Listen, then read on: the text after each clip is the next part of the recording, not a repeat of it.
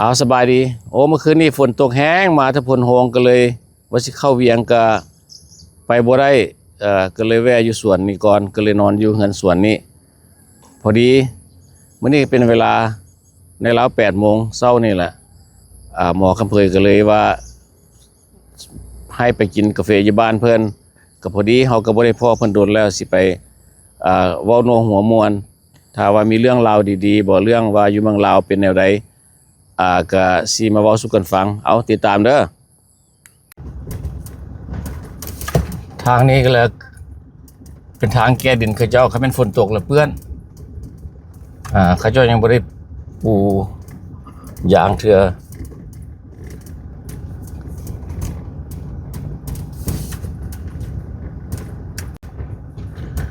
อันนี้ก็เป็นเขตบ้านนาซอนเมืองนาไสทอง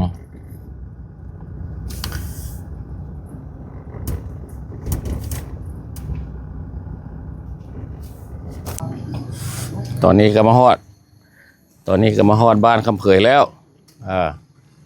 ก็มีหมู่มาแต่บนอื่นแดก็นัดกันมาซุ่มแซวกาแฟก็มีท่านวงคำเหลาซื้อกระเป๋ามาวันนี้กาแฟเอาลองดูโอ้บักม่วงพะเนาะตื่นแล้วบ่นายคำเผยนี่โอ้บักม่วงตอนนี้ฝนตกใส่อันนี้ก็รถเพิ่น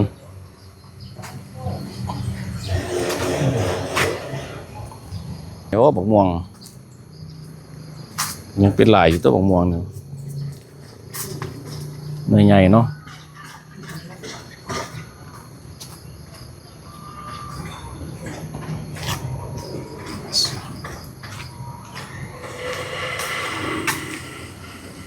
โอ้นี่ฝนถึงเมื่อคืนนี้ก็ยังใครระบบเป็นอย่างระบบม่วงพอฝนถึงมันก็บ่เน่าบ่อย่างคือบางไม้ในอื่น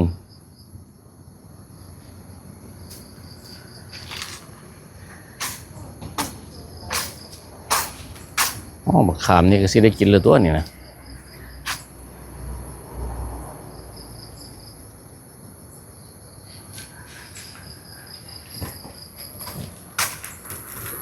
ตอนนี้ตอนเช้า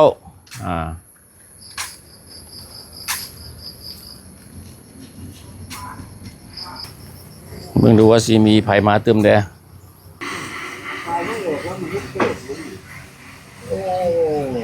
โอ้สบายดีตอนเช้าทุกคนหัวหน้าใหญ่เพิ่นอยู่นี่เด้อันนี้คือพ่อเฒ่าในคำเผยหน้าฝนตกเข้ามานี่เนาะเข้ามานี่แล้วอะไรวะโอ้ป่านี่เนาะตัวใหญ่เนาะโอ้ตอนนั้นมาตัวน้อยๆนึงบัดนี้ใหญ่เต็มละพอดีมาพวดลุงเลี้ยงมาจากออสเตรเลียเท่าแก่ใหญ่ตัวบ่ฮะเท่าแก่ใหญ่ตัวมีฟาร์มมันยางพาราแล้วก็เท่าแก่ใหญ่แล้วส่วนยางพารามันบ่เคยเท่าแก่ใหญ่ได้นี่นะเท่าแก่ส่วนยางพาราดีแล้วมีโอกาสได้พ่อตู้เลี้ยงอย่าวะไปพอมานี่เนาะไปเบิ่งกันปลาท่านคำเผยตอนนี้มากับทีมงานโอ้ปลาสวายใหญ่ไวเด้อมันขึ้นมาท่อมันแบบมันกินมาขึ้นโชว์จำเป็นมาโดนพวกนั้นมันก็บุญเดียวมันชิมาจากเทื่อมันถามที่มีเสียงหุ่นว่านออกไปก่อนมาโอ้ยมันก็ค่อยมาเดี๋ยวมาเองมันค่อยมาบ่มีท่อมาจะใส่ที่ตัวนี้บ่มีเนาะน้ำฝนโดยเฉพาะตัวนั้นจอมเป็นท่อเนาะแบบนั้นปะโอ้ปลาดุกมันนะโอ้อันนี้ปลาดุกพันธุ์รัสเซียตัวบ่พันธุ์รัสเซียกับปลาสวายโอ้ปลาสวายใหญ่เด้อธรรมดามันตัวใหญ่พุ่นน่ะฮาราคือเขาซะสิมันตัวใหญ่เด้ปลาสวายน่ะปลาสวายเด้อมันขึ้นใหญ่เด้อทุกพันก็มี10 กว่าตัวแล้วตัวใหญ่ประมาณ6 กิโลนี่เห็นบ่6 โลพุ่นเหรอนี่บอกมาบึ้งนี่ปลาสวายบัดนี่ ก้อยหลายปลาในปลาสวายนี่ ปลาสวายประมาณ 500-600 โอ้มันจะเป็นน้อยเลยมันอยู่ ลูกนี่พันโต โอ้พูดปลาดุกนะบอกพูดมันคือตัวใหญ่เห็นบ่ปลาดุกมันปลานั่นนี่มันมีปลาสวายเบิดปลาดุกมันใหญ่เด้อปลาดุกอันนี้น่ะนี่ ตัวละ5 โล 6 โลเนาะ คนน่ะมันกินมันสวบเลย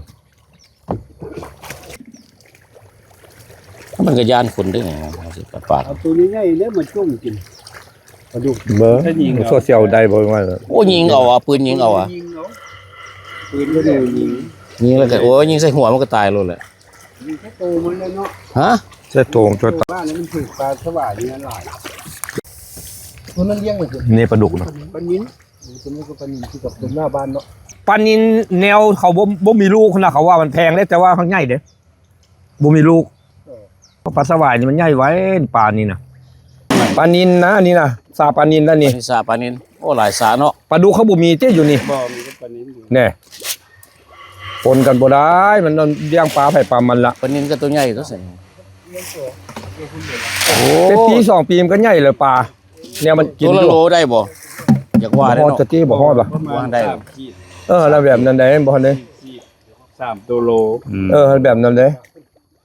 ปลานินนี่ขายได้เขาก็ซื้อโลแล้วปลานินคันขายนะแต่มันเอาได้บ่ เอาเก็บไว้แห้งว่านแล้วมันตื่น ตื่นได้แล้วโอ้ว่านมันก็ได้หลายแล้วปลา เดี๋ยวเบ็ดมันตัวเลี้ยง เห็นบ่บ่ย่างอีกได้เพิ่น แล้วตัวนี้ซื้อทดแลนตัวนี้เหรอ ภาคนั้นก็ซื้อเอาเลยได้ใบตะดินตัวเดียวเพราะว่าใบตะดินตัวนี้นั่นตัวนี้ ดูเพิ่นเฮ็ดแนวนี้ติแต่ละมือก็ได้เจ้าของสวนนี่ขี่รถเลาะเกลือปลาได้ไปกินกาแฟบัดนี้เฮาเบิ่งปลาเพิ่นเรียบร้อยแล้ว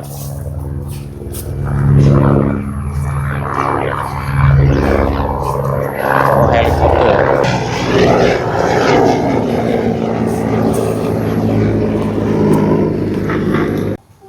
ยูโรโดลาบ๊ายบายลูกแฝดเฮ็ด ก่อนโอเคก่อน ทางอำเภอได้ลูกแฝดจนเป็น2 ปีปลายแล้วลูกก็เลย ยกโปบายยกโป ไปแม่พาไปโรงเรียนเป็นตาหักเลยแฝดป้ายรถนี่เอาไปไหนคุณวะมาจากแคลิฟอร์เนียวันนี้นะ ขี่มาจากแคลิฟอร์เนีย ขี่มาจากแคลิฟอร์เนียโอ้ ใครว่าขี่มาจาก แม่นแหละ อเมริกาหาเราบ่ได้ ได้เสยเนาะ โอ้ย ได้เสยอันนี้ก็คือว่าท่านวงคำเหล่าดาราประจำเรียบร้อยชาโนเรียบร้อยชาโนแล้วบัดนี้ก็สภากาแฟก็เริ่มแล้วบัดนี้ก็มีลุงเลี้ยงมาจากออสเตรเลียกระทานคำเผยมาจากโรดไอแลนด์กระทานวงคำเหลามาจากวอชิงตันแล้วก็เขาเองมาจากพอร์ตแลนด์ออริกอนก็สภากาแฟเฮาก็มีหม้อน้ำร้อนบัดนี้หม้อน้ำร้อนก็แบบนี้แหละหม้อน้ำร้อนเฮานี่นะเอาแนวนี้ก็ได้ มีน้ำตาลแน่ดีกินแนวนั้น กินแบบง่าย เอาดีกว่าดี คอร์ปอเรชั่นน้ำตาล ๆจริงล่ะพวกเขาก็บางครั้งบางคราวก็ไป Amazon บ่หรือว่าห้านกาแฟแท้แต่ว่ามื้อนี้รวมตัวกันอยู่นี่แบบว่าแชร์ติ้ง ตัวมันดี ว้าวนัวหัวม่วนกันซื่อๆมื้อนี้แม่ตัวโรงเรียนผู้ใดก็บำนาญมื้อละตัว ดีท้ายดิ ผู้หนึงก็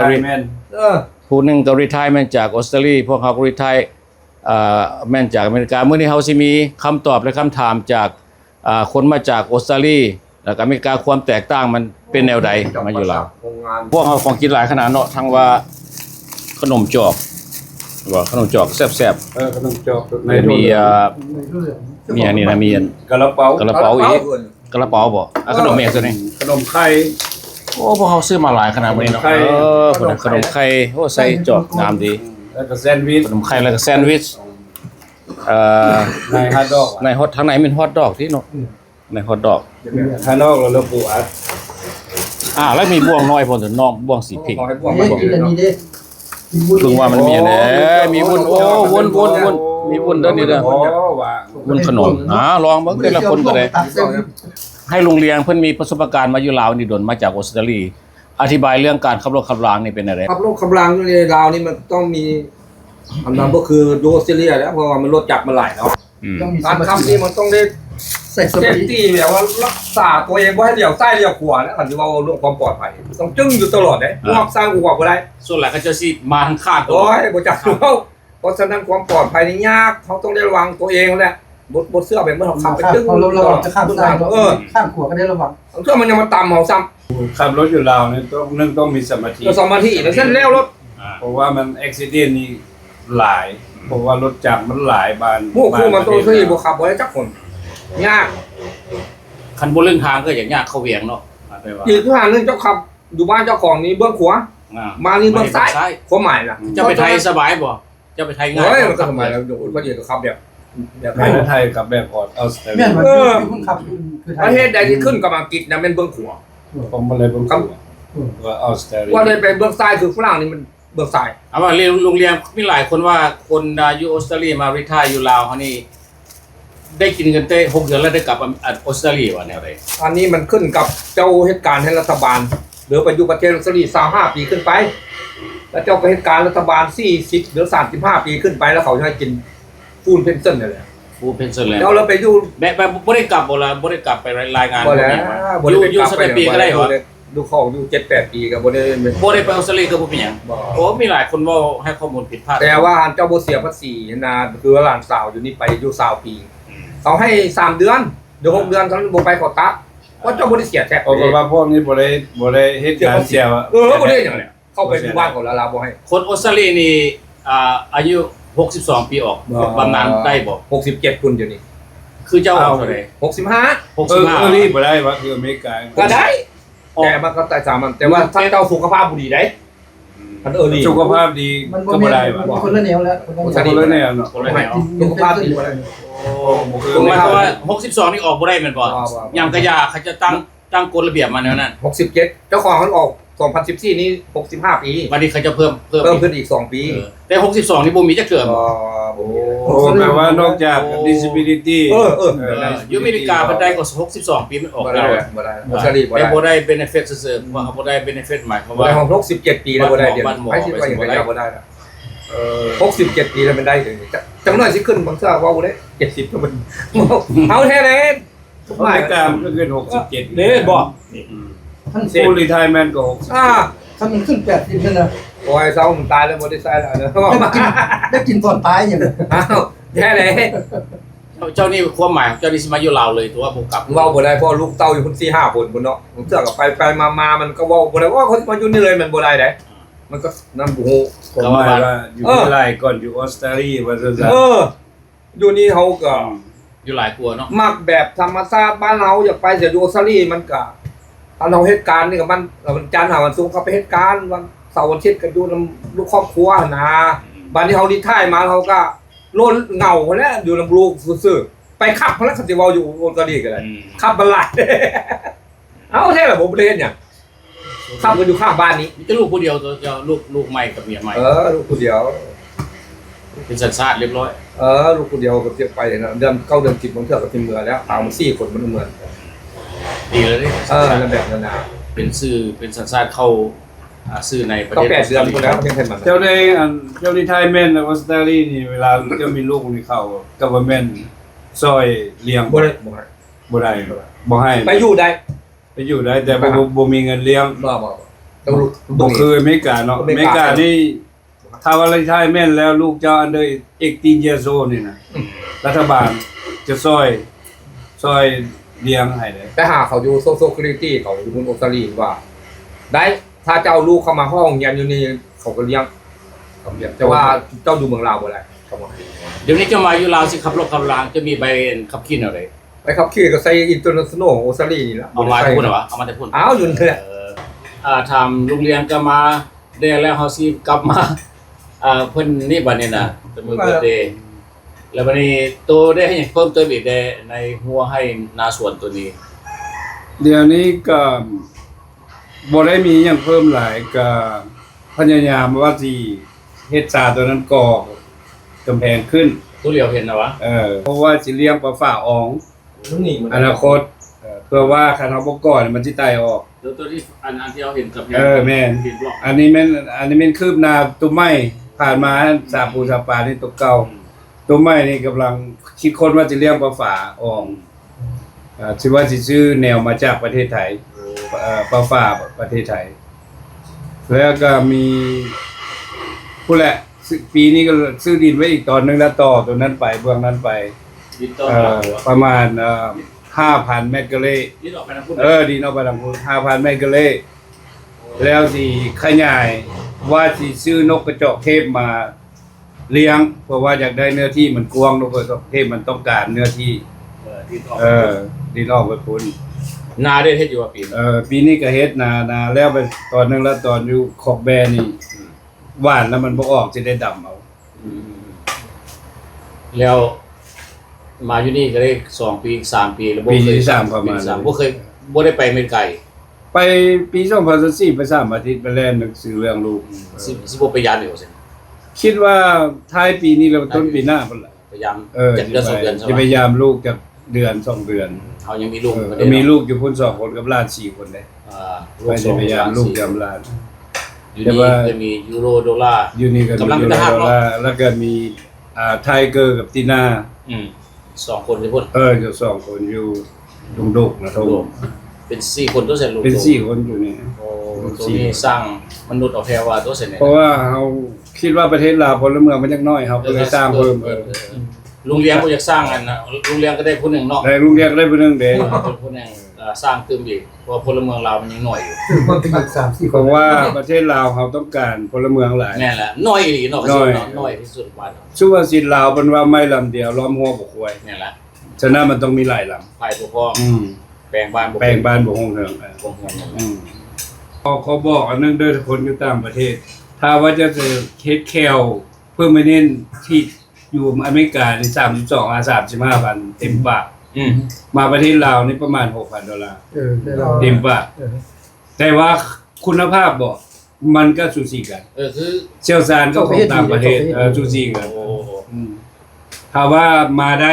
ใครอยากเฮ็ดอยู่อเมริกา32 35เพราะว่าหมู่คอยให้แล้ว ดีพี่น้องทางต่างประเทศเนาะฟังเสียงของท่านเราเพิ่นไปเฮ็ดแค่มาได้ร้องว่าพี่น้องฟังขั้นต้นเริ่มต้นไปจังได๋ เริ่มต้นมาก็ไปกวด ปวดบ่ ไปกวดเขาว่าเบิ่งกัน จ้อเนี่ย เบิ่งเขา เจ้า เบิ่ง คน กระ กระ ดู ดู ก ก กระดูก กระดูกก็มันยังดีบ่เขาก็ไปสแกนเบิ่งคนใด สแกนเบิ่งเรียบร้อย ว่ากระดูกมันดีแล้วเขาก็คัดใส่ให้ได้คันว่ากระดูกมันผุมันนั่นนะเขาก็บ่ใส่ก็ ใส่เขาต้องเบิ่งว่ากระดูกเขามัน เนี่ยคือการคือการกระดูกมีการ เฮลตี้บ่ก็คือกัน หลังจากนั้นเขาเจ้าเรียวบ่หัน เขาก็เจาะแล้วเขาก็ ลงไป ฝังหาเทียมไว้ วันนี้เขา ฝัง เจ้า หาเทียมไว้มันประมาณ2เดือน3เดือนแล้วแต่เนาะ แค่นี้ไล่เป็นเสาไป เป็นเสา เป็นโครงห้าง ต่ำ แต่ สุด ละนั่นใส่ ต่ำสุดเสานี่500 ไล่เป็นเสา ก็จะเป็น700ฮอด1,800สูง เราเป็นเงินไล่เป็นเงินดอลลาร์กัน หากนึงเด้ ห้าง บ้านเดียว ห้างเดียว ค่อยฝั่งนี้11หากนี่ ก็11 5กับคูณ500เบิ่งแม่นบ่มันตกเท่าไหร่กับปานนั้นตัวบ่ 3,000 ประมาณ 30 ก็ยังว่าคันสิเว้าล่ะ แล้วบัดนี้มาเฮ็ดแถวใส่เขาไล่ บั ต่า ด งหาก นี้บัดนี้เฉพาะเสาได้บัดนี้แค่ต่างหากแค่เขาไล่ต่างหาก เขาเรียกไล่ต่างหากอีก ถ้าเฮ็ดอยู่อเมริกาแพงหลายวะ ก็เกือบ 30บ่ โอ้40กว่าพันหมดเลย 40กว่าพันมาเฮ็ดนี่ประมาณน้อยกว่าประมาณน้อยกว่า10,000เนาะ น้อยก พูด ว่า ถึง แต่ 10,000ก็ถือ ได้ ว่า ค่าพี่หยอดพี่ยนต์มาแล้วก็ได้ลิ้น บ่ได้เรียนได้กินยามพยายามเนาะ อย่างพี่ยาม ยา เนาะ พี่ยามน้องตัวนั้นมันก็ คือเจ้าของกับไปเฮ็ดคือกันอยู่แพทยศาสตร์3เล่ม เออ ตอนนั้นเสียสารไทยมา มันดิสข้าวให้เจ้าของ25กับ3เล่ม 38,000 เออ ไล่เป็นเงินบาท 38,000ก็บนนึงก็300ก็พันปลายดอลลาร์ มาเฮ็ด 25ได้25กับเล่มเดียว25กับ3เล่ม พอมาเฮ็ดอยู่พี่ก็ต่างมายามพี่ยามน้องไปสนามมันก็ได้ตัวนั้นนำ แม่นแหละ แล้วก็ได้ถือ แม่นแหละ เจ้าคอยเนี่ยเป็นโคตรโชคดีเลย ยากเลย โคตรโชคดีได้ไปตกต่างประเทศ เพราะนั่นแหละ แล้วมีเงิน มี เกษียณ เจอเพราะฉะนั้นยากคือเขาลักกี้ที่สุดที่ว่ารัฐบาลอเมริกาหรืออุสลีเลี้ยงเขา โคตรลัคกี้ พอเขาเสีย บ แท็ก เจ้าของในบประมาทบุญคุณประเทศที่3 เออ แม่นแหละ ให้ชีวิตใหม่ และให้ชีวิต ที่ดีอีก ที่ดีแล้วก็ให้ชีวิตเลี้ยงจนเจ้าของสิตาย เอาแบบ จนตาย ก็บ่ว่าเท่านั้นแต่ว่าคนเฮานี่กันว่าคันผู้ดุดันแล้วก็คือว่าอยู่ไสก็บ่อยู่ได้อยู่ ก็แม่ ก็แน่นอน บัดนี้เฮาสิมีคำถามกับนายคำเผยนะเพราะนายคำเผยนี่เพิ่นมาได้ลูกได้เมียอยู่ที่ว่าหลายๆคนที่ว่าอยู่ต่างประเทศบ่ว่าอยู่ไสแล้วเนาะอยู่ฝรั่งบ่อังกฤษออสเตรเลียหรือว่าแคนาดาอเมริกาสักยาตามประสบการณ์ของเพิ่นนั้นเพิ่นมาแต่งงานอยู่พี่อยากให้เพิ่นเว้าเรื่องขั้นตอนการแต่งงานกับคนอยู่นี่เป็นอะไรคนลาวอยู่นี่เว้าให้เบิ่งฟังเบิ่ง ก็เรื่องคนต่างประเทศที่มาฮักมักผู้หญิงคนลาวอยู่นี่ถ้าว่าฮักมักกันตกลงปลงใจว่าสิแต่งงานกันเฉพาะของประเทศลาวโดยเฉพาะที่เขาต้องการคือ legal marry เฮานึงถ้าว่าเอาอยู่พุ่นเขาต้องไปขอจาก department ของเขาว่าเขาห้อง criminal record แล้วเอามาใบนั้นมาถ้าว่าจะมาอยู่พี่แล้ว เจ้าบ่อยากกลับเมืองเทื่อจะไปหาสถานทูตอเมริกาอยู่ลาวก็ได้ จะได้ เพราะว่าเจ้าต้องเข้าไปหาเขาเมกอะพอแม่นว่าคนต้องการหนังสือpermit ที่จะไปแต่งงานกับคนลาวเขาเห็นให้เขาต้องเช็คประวัติเจ้าว่าเจ้าซิงโกแท้บ่เจ้าบ่มีคริมินอลหยังบ่ถ้ามีคริมินอลเขาก็บ่อนุญาตให้เจ้าแต่งงานกับคนลาวอีกอันนี้มันกฎหมายของประเทศอเมริกาสถานทูตอเมริกาโดยเฉพาะ แล้วฟอร์มนี่เขาต้องได้ไปเอาที่ศาลพูด ฟอร์มมันจะให้มีแต่เฮาเฮ็ดเมกอะพอยแม่นเข้าไปว่าอยู่ในหัวข้อว่าอยากได้เนี่ยเขาอยากได้เปอร์มิตแต่งงานกับคนต่างประเทศผมหมายว่าคนลาวแล้วเข้าไปแล้วเขาสิเฮ็ดหนังสือให้ประกอบทุกอย่างแล้วเขาตีตาดีไปพร้อมนี่ตาดีไปพร้อมมาแล้ววันนี้เขาก็มาเฮ็ดมันกับคนลาวก็ได้มันเขาบ่ต้องแมรี่เทื่อเพราะว่าแมรี่ผิดกฎหมายบ้านเขาเพราะว่าเขายังบ่ได้แต่งงานเทื่อเขาต้องมั่นเขาต้องอย่างขั้นแรกเขาต้องมั่นเอาในบ้านในบ้านเอาพิญานเข้ามาจดทะเบียนกันว่าคอยกับนางนี่มั่นกันแล้วแล้วได้หนังสือตัวนั้นมาแล้วเขาต้องระดับที่2เขาต้องไปแล่นไปแต่งงานถ้าว่าเขาบ่ฮู้เฮ็ดมันก็มีคนรับจ้างเนาะว่าผมหมายว่ารับจ้างผู้เขาเล่นให้แล้วผู้เขามีประสบการณ์แต่ละขั้นแม่นล่ะแล้วเขาก็บ่ต้องเฮ็ดหยังเขาก็นั่งอยู่บ้านทาแต่ศีลอย่างเดียวเขาไปแล่นทำวัดเขาจะแล่นฮอดบ้านอีกบ้านฮอดเมืองตำรวจปกสเมืองไม่อย่างจนฮอดกระทรวงภายในรัฐมนตรีของกระทรวงภายในเขาเซ็นเรียบร้อยลงมาแล้วเขาจะฮ้องเขาไปอีกไปเข้าทางกระทรวงภายในด้วยนะเขาจะเฮ็ดแมรี่อยู่ในนั้นเลยมันมีจัดของเขาของกระทรวงภายในเข้ามาแมรี่ว่าเจ้าคนต่างประเทศแต่งงานกับคนลาวอันนี้จดทะเบียนมีใบแมรี่เซอร์ติฟิเคท100% เลยตัวนี้มันเป็นลีโก้เลย แล้วเขาจะไปแจ้งกระทรวงต่างประเทศอีกผู้ที่เขาเฮ็ดให้เฮานะก็ไปแจ้งกระทรวงต่างประเทศแต่เมื่อเฮาได้มาเรียบร้อยแล้วตัวนั้นแล้วเฮาบัดนี้เฮาต้องเอาใบไม่ได้ certificate เข้าไปสถานทูตไปแจ้งว่าเขาแต่งงานกับคนลาวแต่ตัวนี้เฉพาะประเทศลาวได้อเมริกาก็รับรู้เท่านั้นสถานทูตถ้าว่าเจ้าจะเอาเมียเจ้าไปพุ่นอันนั้นเป็นเรื่องนึงต่างหากจะต้องได้ไปแล่นกับ immigration กับประเทศอเมริกาอันนี้ว่าเฉพาะประเทศลาวแล้วจะอยู่กับเมียเจ้านี่ legal ตำรวจตำแหน่งบ่มาบ่ได้เพราะว่าจะมีไปแต่งงานเลยแล้วบัดนี้เว้าถึงเรื่องทรัพย์สมบัติหลายคนที่ถามว่าจะแต่งงานกับเมียคนลาวแล้วเขาเวลาปากกันเขาสิหุบหมดนี่อันนี้โนเด้อบ่แม่น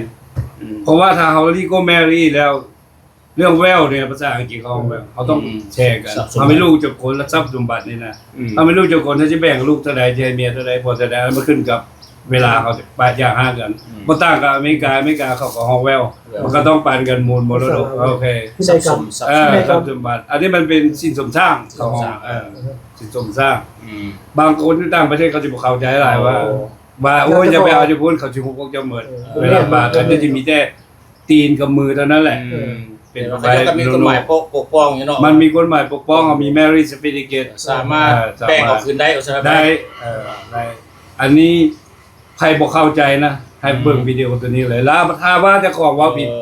มาหาเจ้าของเลยเพราะว่าเคยเฮ็ดมาแล้ว เจ้าของมีมาแล้วเรียบร้อย ประสบการณ์ ตัวนี้ได้เนาะแต่ว่าบัดนี้ปัญหาเรื่องซื้อดินนี่ยังบ่ได้เทื่อนบ่ซื้อ แต่ว่าเขาจะไปโอนซื้อดินเป็นชื่อเขาเองยังบ่ได้รัฐบาลลาวบ่อนุญาต ซื้อรถซื้อรางก็ยังบ่ได้เทื่อน ซื้อรถซื้อรางก็ยังก็บ่ได้ แต่ว่าเรื่องแมรี่นี่ถ้าก็มีทรัพย์สมบัติสินสุชาติกันมันสามารถแบ่งขึ้นได้ แบ่งกันได้ แล้วถ้าว่าเขาจะไปเฮ็ดใบตะดินนี่นะเขาจะเอาชื่อเขาห้อยลงลุ่มก็ได้เวลาเอาซื้อดินนะว่าสมมุติว่าเมียชื่อนั้นแล้วผัวนี่คนต่างประเทศต้องห้อยท้ายก็ได้ก็ได้คือกัน แต่ว่าเรื่องว่าเขาสิฮู้หมดนี่ เป็นไปบ่ได้ เป็นไปบ่ได้นอกจากที่ว่าเจ้ามีเมียจะพูดเรื่องจะมาตัวแต่งงานกับเขาในบุผิดกฎหมายเขาก็บ่ให้แต่งสาธุไม่กล้าบ่ เขาฮู้ก่อนแล้วแม่นว่าเขา ไม่กล้ามันก็ฮู้เนาะถ้ามันเช็คเพิ่นนามชื่อนามสกุลเจ้ามันก็ฮู้แล้ว ว่าเจ้ายังมีเมียอยู่ อันที่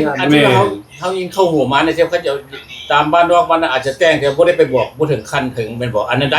เรื่องของเจ้าเอ แต่ ง งงานตัว โอ้ เอาผู้สาวไปนอนนำชื่อมีคนก็มีเมียอยู่ต่างประเท เรา ศ ความนั้นมาเว้าต่อกัน เอา ไป มาบ่เว้าต่อกันคือมัน แต่ว่ามันบ่เฮ็ดถูกต้องตามกฎ บ่ หมา ถูก ย ต้องตามกฎหมายเจ้าก็มาบ้านประเทศลาวเขาก็มีกฎหมายของเขา แม่น และสถานทูตลาวอเมริกาลาวมันก็ห้ามฮู้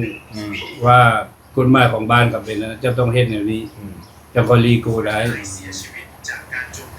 รายเลี้ยงขอถามได้บัดนี้ว่าการแต่งงานจะเป็นคนออสเตรเลียนี่เฮ็ดแบบใดก็นี่ อ๋อก็แบบเลยว่าแล้วคือกันนั้นค่ะ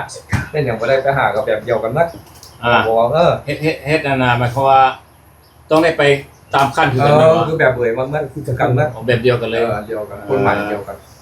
ถ้าเจ้าบ่มีตัวนี้ก็ถือว่าบ่ได้ เพราะว่าเอาก็จะเข้าไปมอบเอาใบ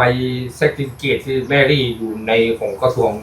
ตรวจคนเข้าเมืองผู้ใดนี่เปิดไปผู้ใด บอก อ ออสเตรเลียคือกันแบบเดียวกัน ไปเมื่อทั่วโลกในลาวจีนก็บ่มื้อละแปลรับเอาจีนทั้ง10กว่าคนผู้เอา บวก เพราะว่าเจ้าคนต่างประเทศเลยนะจะบ่เป็นสัญชาติลาว บ่แม่นไหนไปวันเบิดแต่แบบเดียวกัน แล้ววันนี้อีกอันหลายๆคนอยากรู้จักว่าดินดอนต้นหญ้าอยู่เมืองลาวนี่คนจีนเอาเมื่อแรกคนจีนเอาเมื่อแรกเขาเจ้ามีสิทธิ์ซื้อได้จังได๋ อันนี้เขาบ่มีเพราะว่าเขาไปแต่งงานกับคนลาวเขามีสิทธิ์ซื้อกับเมียเขาอาจจะเป็นอย่างนั้นเขาบ่ฮู้ ตามเฮาฮู้ข่าวมาประมาณแว่วๆ 80%นี่ชื่อได้ก็ต้องเป็นชื่อเมีย แบบนั้นละ เนาะจง แล้วก็มีชื่อได้อีกในทุนที่ว่ามันออกกฎหมายลาวมันจะต้องมีระดับบิสเนสประมาณ$5 ล้านขึ้นไป ต้องอันนั้นสิว่าสัมปทานไปซั่น สัม เนาะ ปทานได้ แบบนั้นเลย แต่ว่าจะไปซื้อดินดำ3-4 เฮกตาร์บ่ สิ สิ ใส่อาเซซิเมียแล้วก็ ใช้ชื่อมีแต่ชื่อเมียทั้งนั้นคนเวียดคนจีนอยู่หั่นสลายกับเขามาเฮ็ดธุรกิจนี่เขาเอาเมียคนลาว คนลาวก็ได้คือกัน อยู่ประเทศลาวนี่ยังใครก็คนอเมริกาไปอยู่ไทยได้เขาเจออ้ายนึงเรามาแต่อเมริกาแล้วเมียเราคนไทย นี่ ถ้าเจ้าบ่มี5 5 ล้าน ล้านดอลลาร์ บ่500,000 บาทนะ 500,000 บาท จะอยู่บ่ได้เด้เมืองไทยต้องมีเงินอยู่ในธนาคาร500,000 บาทเด้ นี่ แม่นบ่ โอ้ขอแห่งนักอันนั้นนะ แห่งหนักได้บ้านเฮานี่บ่มีเฮาบ่อยู่ได้ อยู่ได้เจ้าเขาบ่ได้เจ้าบ่มีเงินถือว่า เจ้าบ่มีเอาไปปลูกเที่ยงนาอยู่ดินเมียบ่ดีนี่แหละเฮาก็อยู่ได้อยู่รัฐบาลเราเขาก็บ่ได้สนใจว่าจะมีเงินหลายหรือน้อย บ่เกี่ยวกัน แต่เจ้าอยู่ได้เจ้าก็อยู่ได้ คือเจ้าจับคนใหม่ถูกต้องใช่ไหมถูกต้อง คือสมมุติว่าเจ้าก็มีลูกเนาะเพิ่นมีลูก2คนเลยปะห้างนี่ซะเขาก็มีสิทธิ์ได้ขึ้นได้เนาะ โอ้ยเครื่องนึงนะเอาก็แบ่งให้ลูกเคยของจีนนี่ เพราะเขาก็มีลูกแล้วก็คือว่าเขาก็สิเอาไว้ไปก็ไว้ลูกตัว อ๋อก็ธรรมดาแล้วลูก มีลูกก็ให้ลูก ก็มีลูกชายลูก พูดเอาให้ลูก ที่ไปให้ พู ไป ด เนาะ เขาพูดให้เมียนะ3พูดนะมี3พูดเจ้าเสี่ยวลูกเจ้าก็ได้พูดนึงเมียเสี่ยวลูกเราก็ได้2พูดมันน่ะของมันก็ของลูกมันเอาได้พูดเดียวก็ใหม่คันเฮาลูกมามันก็ได้พูดเดียวเมียเท่านั้นนะ อันนี้ล่ะเฮาอยากมาเว้าให้หมู่ฟังเบิ่งว่าส่วนหลาย คนบ่เข้าใจ เข้าใจเลยมีแต่คือว่าโอ้บ่เดียวเขาก็เอาเพิ่นเบิดเอาเพิ่นเบิด เหมือนนั้นบ่มีหนังสือ บ่เหลือหยังสิกลับ ได้ มา แค่เลย เจ้าของเห็นมีคำถามหลายอยู่คำแม่นในวิดีโอเจ้าของว่าจะสามารถซื้อดินซื้อดอนได้บ่อยู่ประเทศลาวบ่ได้ บ่ได้ บ่ได้แล้ว บ่ได้ 1,000% บ่ได้อันนี้ตอบให้เลยบ่ได้ แต่ว่า แต่ เฮาได้ยินว่าเขาจะมีกองประชุมที่ว่าสำหรับพวกคนเชื้อชาติลาวสัญชาติต่างประเทศนี่นะโดนไปเขาเจ้าสิมีนโยบายบ่เขาก็บ่จักเขาเจ้าประชุมกันเลยเดี๋ยวนี้ เข้ากับฟิวเจอร์เขาก็ประชุมกันอยู่เขาก็ลงสภากันอยู่ ก็มื้อนี้ก็มีโอกาสที่เฮาได้มากินกาแฟน้ำหมู่ยามมื้อเช้าก็นานๆได้พอกันเนาะก็ถือว่ากาแฟก็แซ่บก็ของแก้มก็แบบสิละบ่แม่นของแก้มของกินกาแฟก็มีโรงเลี้ยงหม้อเผย ก็ถ้าเรามาก็ถือว่าโชคดีที่ว่าเห็นมวลคู่นานๆกันเทื่อนึงก็ล้มแบบว่าล้มไปมีเรื่องหยังก็ล้มแบบธรรมดาสามารถเว้านัวหัวม่วนกับบางเรื่องกับมีสาระเป็นผลประโยชน์ให้พี่น้องทางไกลได้ฟังก็มีหยังสิเว้าหยังเล็กๆน้อยๆบ่อันนี้เพิ่มเติมบ่จะให้ทุกคนนะคันบ่มีเราก็สิได้ปิด นี่แหละ ผู้มีอย่างแล้ว ให้ได้เราเว้าซะ ก็เว้าสู่ฟังตามที่ฮู้ ตามที่ฮู้ บาง บ่ได้เว้าแบบชุม4ชุม บ่ได้บ่ 5คือเจ้าของเว้าไปมันอันนี้จากประสบการณ์ตัวจริง 100%คำที่เว้าแบบออกผู้นั้นเว้าสู่ฟังผู้นี้เว้าสู่ฟังบ่ต้องเชื่อ ถ้าหากว่ามีปัญหาหยังโทรมาถามได้ ถามได้ ถามได้ ถามได้ เอา แนะนำให้ได้อีก เอาสำหรับคลิปวันนี้ก็สิได้จบลงเพียงเท่านี้เนาะขอบใจหลายๆที่พี่น้องเข้ามารับชมวิดีโอของเราสบายดี